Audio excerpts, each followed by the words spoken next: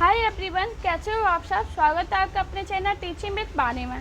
Friend, जैसा कि मैंने बोला था, यूपी टेट सुपर टेट की क्लासेस हमारे चैनल पे स्टार्ट होंगी। उसके अकॉर्डिंग आज हम सीडीपी को स्टार्ट कर रहे हैं। हिंदी पहले ही स्टार्ट हो चुकी है, उसकी लिंक मैं अपने डिस्क्रिप्शन में डाल दूँगी, तो आप वो भी वीडियो देख सकते हैं। आज हमारा सीडीपी में पहला चैप्टर है मनोविज्ञान। तो आइए हम जानते हैं मनोविज्ञान है क्या। मनोविज्ञान एक ऐसा विज्ञान है जो प्राणियों के व्यवहार एवं मानसिक एवं दैहिक प्रक्रियाओं का अध्ययन करता है, उसे हम मनोविज्ञान कहते हैं। शताब्दियों पूर्व मनोविज्ञान को दर्शन शास्त्र की एक शाखा के रूप में जाना जाता था। पेपर में पूछा गया है कि मनोविज्ञान पहले किसकी शाखा थी, तो आपको याद रखना मनोविज्ञान पहले दर्शन शास्त्र की एक शाखा थी। अब पेपर में ये भी क्वेश्चन बनता है, मनोविज्ञान जो दर्शन शास्त्र से अलग हुई है, इसका श्रेय किसे जाता है, तो आपको याद रखना मनोविज्ञान जो दर्शन शास्त्र से अलग हुई, इसका श्रेय जाता है विलियम जेम्स को। ये आपको याद रखना है। हमारा नेक्स्ट पॉइंट है, मनोविज्ञान शब्द की उत्पत्ति गैरिट के अनुसार यूनानी या ग्रीक लैटिन शब्द के दो शब्द साइकी प्लस लोगोस से मिलकर हुई है। अब साइकी मीन्स क्या होता है, आत्मा, और लोगोस मीन्स होता है अध्ययन। तो आपको याद रखना साइकोलॉजी मीन्स होता है आत्मा का विज्ञान या आत्मा का अध्ययन। हमारा पॉइंट है नेक्स्ट, मनोविज्ञान शब्द का प्रयोग किसने किया था। तो आप पेपर में ये पूछा गया है कि मनोविज्ञान शब्द का सर्वप्रथम प्रयोग किसने किया था। तो आपको याद रखना ये रुडोल्फ गोल्काय ने किया था। कब किया था, 1590 में। ये क्वेश्चन पेपर में आया है। हमारा नेक्स्ट पॉइंट है, रुडोल्फ ने मनोविज्ञान शब्द का प्रयोग किस पुस्तक में किया था। तो आपको याद रखना अगर ये पुस्तक का नाम पूछा जाए तो साइकोलॉजिया। ये काफ़ी इंपॉर्टेंट पॉइंट है, आप स्टार लगा के इस पॉइंट को लिख सकते हैं। पूछा जाता है मनोविज्ञान के जनक कौन है। तो आपको याद रखना मनोविज्ञान के जनक अरस्तु हैं। 16वीं शताब्दी में अरस्तु एरिस्टोटल के प्रयासों से मनोविज्ञान दर्शन शास्त्र से अलग हुआ, इसलिए अरस्तु को मनोविज्ञान का जनक या फादर ऑफ साइकोलॉजी कहा जाता है। पेपर में पूछा जाता है फादर ऑफ साइकोलॉजी कौन है, तो अरस्तु है। अगर अरस्तु ना वो ऑप्शन में दिया गया तो आप विलियम जेम्स को टिक कीजिए। विलियम जेम्स को भी फादर ऑफ साइकोलॉजी कहा जाता है। पहले अरस्तु, अगर अरस्तु नहीं मिल रहे हैं आपके ऑप्शन में तो आप विलियम जेम्स के साथ जा सकते हैं। विलियम जेम्स की एक पुस्तक पूछी जाती है कि विलियम जेम्स की कौन सी पुस्तक है, तो प्रिंसिपल ऑफ साइकोलॉजी। पेपर में पूछा गया प्रिंसिपल ऑफ साइकोलॉजी किसकी पुस्तक है, तो वह विलियम जेम्स की बुक है।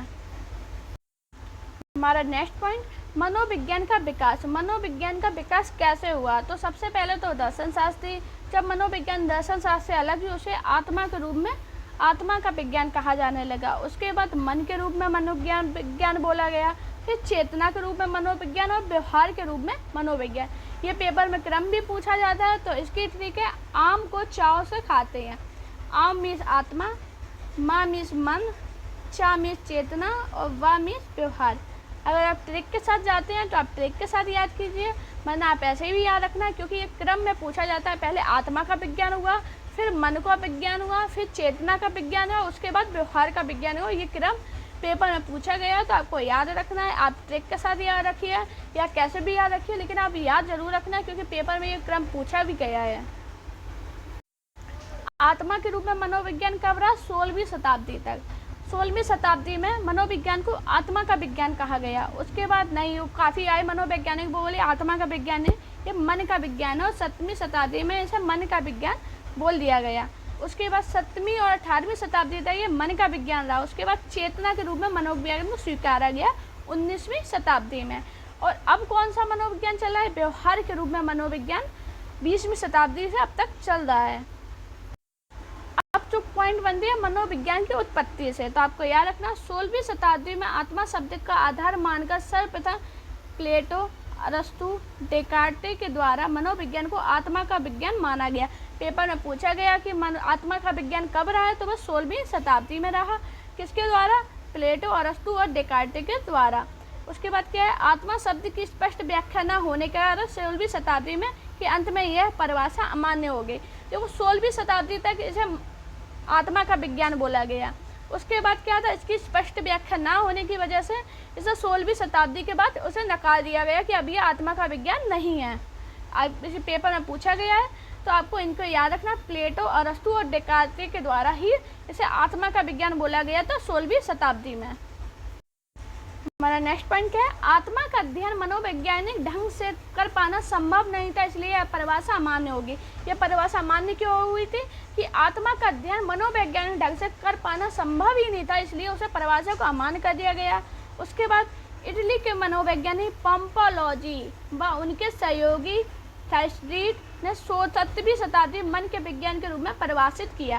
तो आपको याद रखना 7वीं शताब्दी में किसने किया, इटली के मनोवैज्ञानिक पंपोलोजी और थर्स्ट्रीट ने 7वीं शताब्दी में इसे मन के रूप में इसे मान लिया कि हाँ अब ये आत्मा का विज्ञान नहीं है, ये अब ये मन का विज्ञान है। उसके बाद क्या हुआ, 7वीं शताब्दी में William Wundt, William James, James सली, टिचनर आदि ने मनोविज्ञान को चेतना का विज्ञान माना। अब क्या था, अब माना 7वीं और 18वीं शताब्दी तक चला कि मन का विज्ञान है, फिर बोले कि नहीं अब ये मन का विज्ञान नहीं, ये चेतना का विज्ञान है। कब बोला गया, 19वीं शताब्दी में। किसके द्वारा बोला गया, विलियम वुंट, विलियम जेम्स और जेम्स सली व टिचनर आदि के द्वारा मनोविज्ञान को चेतना का विज्ञान मान लिया गया। उसके बाद क्या हुआ कि नहीं मनोविज्ञान अब चेतना का विज्ञान नहीं है, मनोविज्ञान व्यवहार का विज्ञान है। कौन सी शताब्दी में बोला गया, 20वीं शताब्दी के प्रारंभ में मनोविज्ञान को व्यवहार के विज्ञान के रूप में स्वीकार किया जाने लगा और अभी तक उसे व्यवहार का विज्ञान ही बोला जा रहा है। तो आपको याद रखना कि कब कब इसे क्या बोला गया, 16वीं शताब्दी में आत्मा का विज्ञान था, 7वीं शताब्दी में मन का विज्ञान था, 19वीं शताब्दी में चेतना का विज्ञान था और 20वीं शताब्दी में व्यवहार का विज्ञान था। किनके द्वारा था ये भी मैंने आपको बताया, तो आप इसको बहुत अच्छे से पढ़ लेना। पेपर में काफ़ी बार इससे क्वेश्चन बने हैं, टू द पॉइंट बनी है, इसलिए मैंने टू द पॉइंट आपको पढ़ाया है। अब जो 19वीं शताब्दी में से व्यवहार का विज्ञान माना गया, तो ये किसने 20वीं शताब्दी में व्यवहार का विज्ञान माना है, तो ये किसने माना है, जे.बी. वाटसन ने, वुडवर्ड, स्किनर, मैकडूगल आदि ने मनोविज्ञान को व्यवहार का विज्ञान माना है। तो आपको याद रखना, पेपर में पूछा गया है कि किसने व्यवहार का विज्ञान माना है, तो पहली बात तो 20वीं शताब्दी में माना गया। किसने माना है, JB. Watson, Woodward, Skinner, McDougall आदि ने मनोविज्ञान को व्यवहार का विज्ञान माना है। व्यवहारवाद के संदर्भ में जे.बी. वाटसन ने अपना महत्वपूर्ण योगदान दिया, इसलिए इन्हें व्यवहारवाद का जनक भी माना जाता है। पेपर में ये भी पूछा गया व्यवहारवाद के जनक कौन है, तो जे.बी. वाटसन है। आपको याद रखना, ये मोस्ट इम्पॉर्टेंट पॉइंट है। अब इसे सिंपल भाषा में समझते। आत्मा का विज्ञान अरस्तु, प्लेटो, 16वीं शताब्दी। मस्तिष्क का विज्ञान पंपोलोजी। चेतना का विज्ञान विलियम वुंट और व्यवहार का विज्ञान वाटसन। आपको याद रखना, ये बहुत मोस्ट इम्पॉर्टेंट पॉइंट है कि मस्तिष्क का विज्ञान है, इसी को मन का भी विज्ञान कहते हैं। मैंने आप बोलो कि मैंने ऊपर पढ़ाया था मन का विज्ञान, नीचे पढ़ा दिया मस्तिष्क का विज्ञान, तो ये मस्तिष्क का विज्ञान कब था, 7वीं शताब्दी में। आपको याद रखना। और चेतना का विज्ञान कब था, 19वीं, और व्यवहार का 20वीं। आपको याद रखना, ये मोस्ट इम्पॉर्टेंट पॉइंट है। अब ये जो परिभाषाएं हैं, ये पेपर में बार बार पूछी गई है, तो यूपी टेट, सुपर टेट में परिभाषाओं से भी क्वेश्चन बनते हैं। सी टेट में परिभाषाएं नहीं पूछी जाती हैं, लेकिन यूपी टेट, सुपर टेट में परिभाषाएं पूछी जाती हैं। तो क्या है, सबसे पहले स्किनर के अनुसार शिक्षा मनोविज्ञान के अंतर्गत शिक्षा से संबंधित संपूर्ण व्यवहार और व्यक्तित्व आ जाता है। आपको पेपर में पूछा गया कि ये परिभाषा दे देते हैं और पूछते हैं ये किसके अनुसार है, तो आपको याद रखना ये स्किनर के अनुसार है। अब क्या है, क्रो के अनुसार शिक्षा मनोविज्ञान व्यक्ति के जन्म से वृद्धावस्था तक सिखाने के अनुभव का वर्णन और व्याख्या करता है। आपको याद रखना, क्रो ने क्या बोला है, शिक्षा मनोविज्ञान व्यक्ति के जन्म से वृद्धावस्था तक सिखाने के एवं अनुभवों के वर्णन और व्याख्या करता है। कॉल सैनिक ने क्या बोला है, शिक्षा मनोविज्ञान के सिद्धांतों और अनुसंधानों के शिक्षा प्रयोग है। पेपर में काफ़ी बार कॉल सैनिक से क्वेश्चन बना है। वाटसन ने क्या बोला, मनोविज्ञान व्यवहार का निश्चित विज्ञान है। ये भी पेपर में काफ़ी बार पूछी गई। ये चारों परिभाषाएं बहुत इंपॉर्टेंट है, पेपर में जाने कितने बार परिभाषाएं पूछ देते हैं और कहते हैं ये किसके अनुसार है, तो आपको याद रखना ये किसने बोली है, ये परिभाषाएं आपको याद करनी पड़ेंगी। पेपर में मनोविज्ञान से इतना ही बनता है। एक इम्पॉर्टेंट क्वेश्चन पूछा जाता है कि प्रथम मनोविज्ञान प्रयोगशाला कहाँ बनी थी, तो आपको याद रखना है ये जर्मनी के लिप्जिंग शहर में बनी थी। किसने बनवाई थी, विलियम वुंट द्वारा 1800 में बनी थी। आपको याद रखना, ये पेपर में काफ़ी बार पूछा गया।